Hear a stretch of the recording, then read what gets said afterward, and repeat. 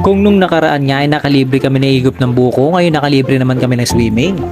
Tipong wala talaga kaming ginastos kahit pisong dulig. Maaga nga akong gumising para ihanda ng damit ng aking mga chikiting. Nakaalis na nga kami dito at excited na kaming mag-swimming. Pakaway-kaway pa nga dito yung mga kasama kong madudusing. Huminto nga kami ng liyangga, nandun kasi yung ibang kasama namin. Itong naka-blue nga ang dahilan kung bakit may swimming. Birthday nga kasi ni Mutya, kaya nagpahanda si Auntie Regine. At dumating na kami sa pupuntahan namin. Agad ngang lumusong sa dagat itong mga alaga kong unding. Sa sobrang tuwa nga ni Ikop, pinagpagulong-gulong pa sa buhangin. Habang ang mga pinsan ko naman masayang naglalaro ng volleyball gamit ang dibdib.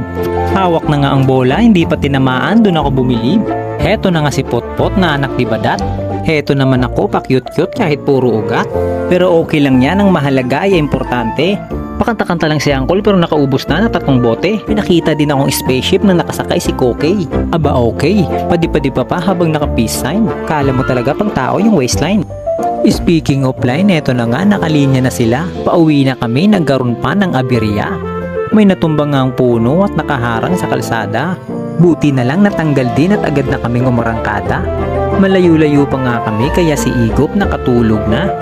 Tulog-tulugan pala. Nakarating na nga kami at nakatulog agad yung dalawa. Humihilik pa.